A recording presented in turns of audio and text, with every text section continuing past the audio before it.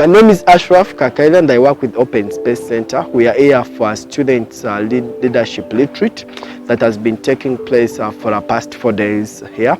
And these students were selected from within the 2020 that we got at each bus stop in the 12 schools that we visited in Gul in the northern region and the central region of Uganda. The students represent schools from Rakai, from Sembabule, from Wakiso, from Gulu, from Amulata, and all those other students who were at the 12 bus stop of the first phase. The idea was to select two students that could come and we equip them with other leadership skills that could enable them to go back in their school and also interact with others about STEM learning, about leadership, and also we had to and public speaking. So we've had a couple of engagements. The first engagement was looking at self-awareness and self-reflection, where we had to take in these students through how do a leader choose or select their values and their goals. So many things we talked about, so many things we discussed about, and one of them was making decisions. I learned in life that when I'm making decisions, I should not make decisions out of fear, but again I shouldn't fail or fear to make decisions. I learned something more about health, how we can handle ourselves, how to make ourselves healthy, the sanitation, personal hygiene, all the sexual things, everything it was taught us. In all that, it means I won't do a mistake when I know something, because I'll be informed and I'll be able to make a choice. That choice I'll make it will be something which is already informed. I also had a chance to visit the American Center, where these students interacted with the American Center and other available American resources, but also had a chance to interface with some of the early alumni that took them through the opportunities and the ideas that they could tap into. We met the ambassador and he taught us a lot of motivating things. We just have to keep chasing our dreams. Let's keep on the routine. Let's not get out of the way, because that is the only way how we can achieve the goals we have planned in our life. And they told us a lot of things, and a lot of things that we can innovate and start up as we, the young youth, since we are that young generation that is going to be ruling tomorrow, that is going to be changing our country. You know, we use mobile phones, we use computers, we use television sets, but we never know how, we even don't know how we receive that network.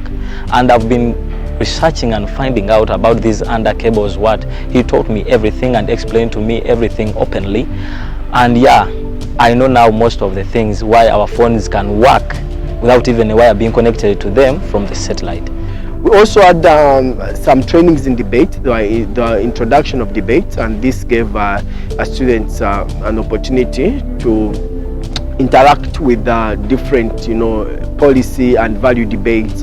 We trained them through research and correction of data, critical analysis, then presentation. We use debate as a tool because we believe a young person that has researched and also critically looked at things could be in better position to look for possible solutions within their communities and schools at large. They learned how to debate.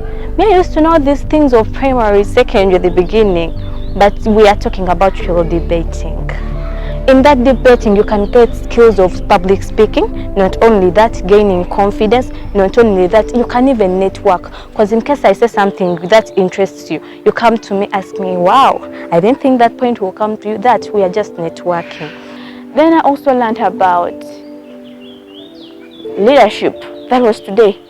I really liked everything. I learned how to become a good team leader. I learned about the responsibilities, how am I supposed to handle my members when I'm a leader to them. Okay, the leadership training also helps these kids. There is a difference between this child who has gone through this leadership training and that one who hasn't, because this one, the leadership skills are being brought up from down. And let me tell you, there is a difference between a person who has been developing leadership and that one who hasn't.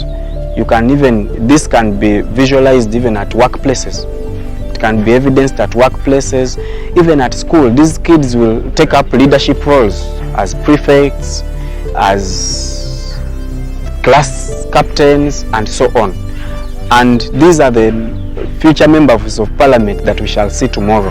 I think that what Open Space is doing here is a great thing, and the hope is that young people from these experiences can take it home when they go back to Amolata, where they've come from, when they go back to Zimbabwe, that I've had them to come from, Rakai, Gulu. These young people go and become the faces of the leadership that we want as a generation, a leadership that's accountable, a leadership that understands the necessities around them, but a leadership that answers the immediate questions of their communities even before they think about very grand ideas in the country and in the continental nature of leadership. So for me, this Leadership Summit is a great reflection point.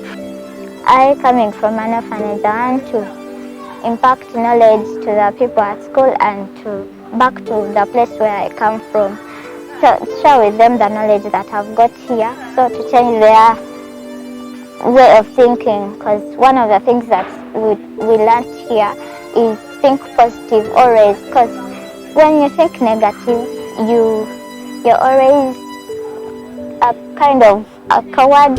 You don't know what you really need. I would like to thank the US Embassy for funding the Nile Explorer program, and also thank the Open Space for implementing the program in schools.